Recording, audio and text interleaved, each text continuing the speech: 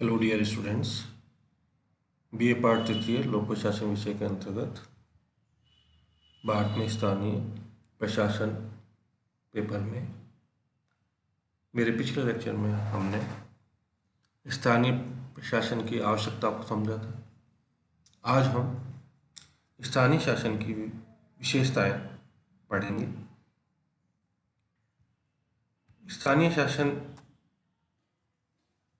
का क्षेत्राधिकार एक विशिष्ट क्षेत्र तक सीमित होता है।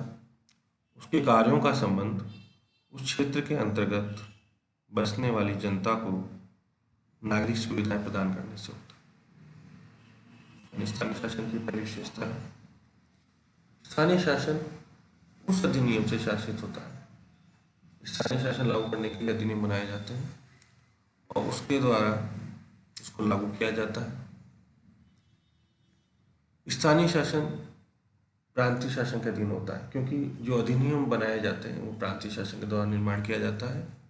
इस कारण से प्रांतीय शासन स्थानीय शासन के कार्यों का नियंत्रण भी करता है और निर्देशन भी करता है। कुछ परिस्थितियां ऐसी होती हैं जिसमें राज्य सरकारें स्थानीय शासन को निलंबित भी कर सकती है, भंग भी कर सकती है।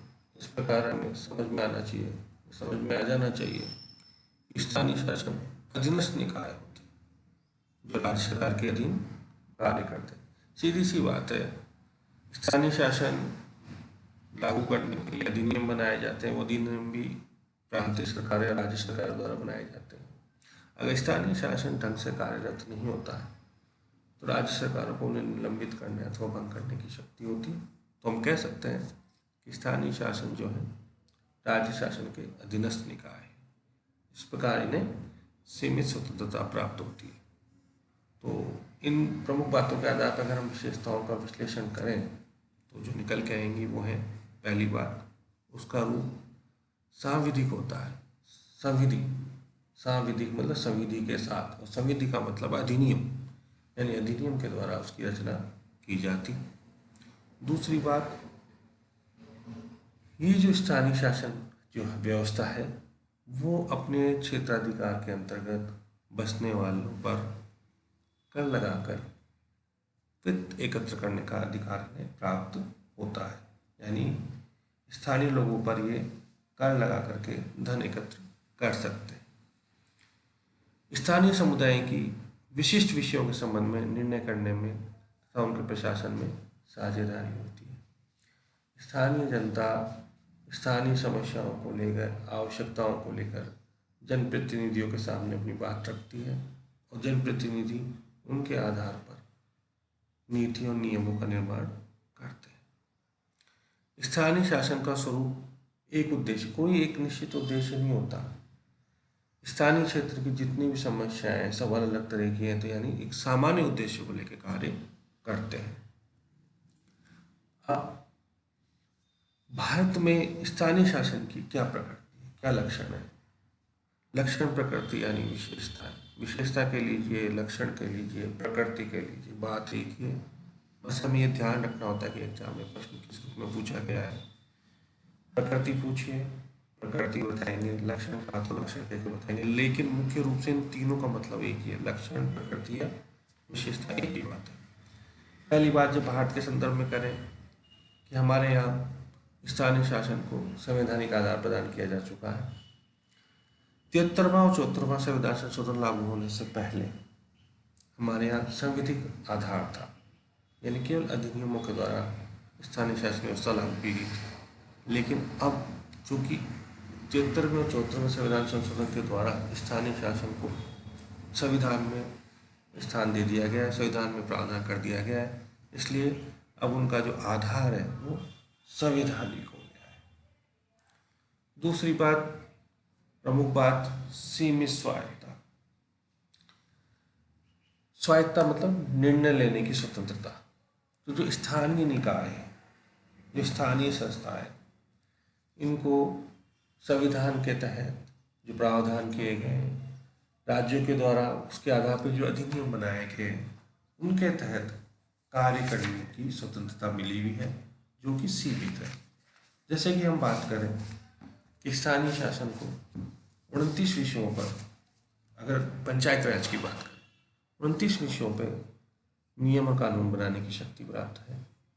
उसी तरह नगरीय शासन व्यवस्था को कार्य क्षेत्र के अंदर 18 विषय प्रदान किए गए, लेकिन वो विषय राज्य सरकारों द्वारा स्थानीय संस्थाओं को देने होंगे, जो कि अभी तक पूर्ण रूप से नहीं दिए गए हैं।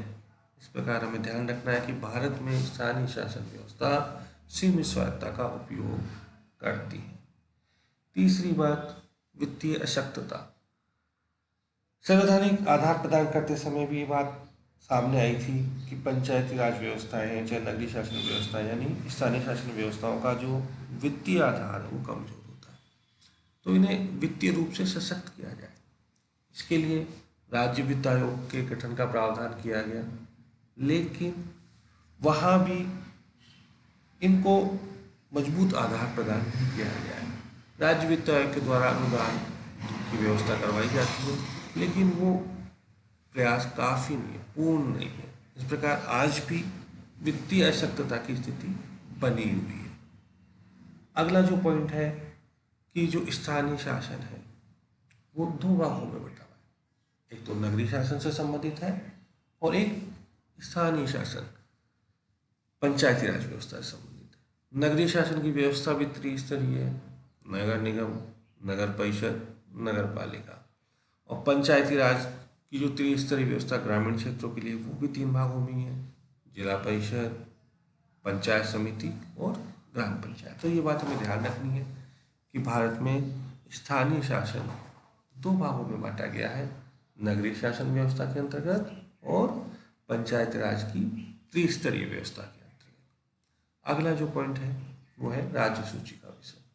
ये बात मैंने पहले भी बता दी थी कि स्थानीय शासन का जो विषय है हमारे यहाँ राज्य सूची का विषय है। इसे राज्य सूची में शामिल किया गया है। राज्य सूची की 5वीं प्रविष्टि के अंदर 5वें नंबर पर स्थानीय शासन को जगह दी गई है। तो ये बात हमें ध्यान रखनी है कि स्थानीय शासन हमारे देश में, हमारे संविधान में राज्य सूची का विषय है। अगला जो पॉइंट है कार्य क्षेत्र का निर्धारण राज्य द्वारा। जैसा कि मैंने आपको बताया कि राज्यों के द्वारा स्थानीय शासन व्यवस्था को लागू करने के लिए अधिनियम बनाए गए हैं। उन अधिनियमों में जो प्रावधान रखे गए हैं, या यूँ समझ लीजिए जो संविधान द्वारा जो प्रावधान किए गए हैं उसमें साफ साफ स्पष्ट कहा गया है कि इनके कार्य क्षेत्र का निर्धारण राज्यों द्वारा किया जाएगा। समय समय पर इन्हें अधिकार प्राप्त होंगे। जैसे कि मैंने बताया कि 29 विषय पंचायती राज व्यवस्था के लिए और 18 विषय नगरीय शासन व्यवस्था के लिए संविधान द्वारा स्थानीय शासन को प्रदान किए। अगली जो प्रमुख बात है वो है निर्वाचन की नवीन व्यवस्था। तो हमारे यहाँ जो स्थानीय शासन व्यवस्था चली आ रही थी उसकी एक सबसे बड़ी कमी निर्वाचन की कमी भी थी कि समय पे चुनाव नहीं होते थे, समय अंतराल बहुत लंबा ज़्यादा हो जाता था। तो इन सब कमियों को दूर करने के लिए राज्य निर्वाचन आयोग की व्यवस्था का प्रावधान भी इसके द्वारा किया गया है। ये ध्यान रखने वाली बात है, बहुत प्रमुख बात है कि समय पे चुनाव हो, नियत समय अवधि तक स्थानीय शासन व्यवस्था की संस्थाएं कार्यरत हो। इन सबको ध्यान में रखने के लिए राज्य निर्वाचन आयोग के गठन का प्रावधान किया गया है। अगला जो प्रमुख पॉइंट एक और है, अकुशल छवि व राजनीतिक हस्तक्षेप।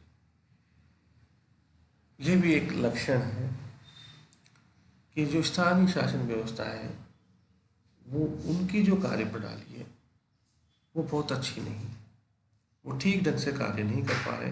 चाहे उसकी वजह कार्मिकों की कमी हो, चाहे उसकी वजह वित्त की कमी हो, चाहे उसकी वजह कार्य की कमी हो। 3F fund, function and functionalities, चाहे इनकी कमी हो, चाहे या फिर ये समझ लीजिए जो व्यक्तित्व चुन के आ रहे हैं उनमें प्रतिबद्धता की कमी हो। कुल मिलाकर स्थानीय शासन की जो छवि है वो बिगड़ी हुई है, अकुशल बनी हुई है। इसके अलावा राजनीतिक हस्तक्षेप भी बहुत बढ़ा हुआ है। कहने का मतलब राज्य सरकारें अप्रत्यक्ष रूप से अपना हस्तक्षेप बनाए रखती है। तो आज हम इस टॉपिक को यहीं ख़त्म करेंगे। Thank you.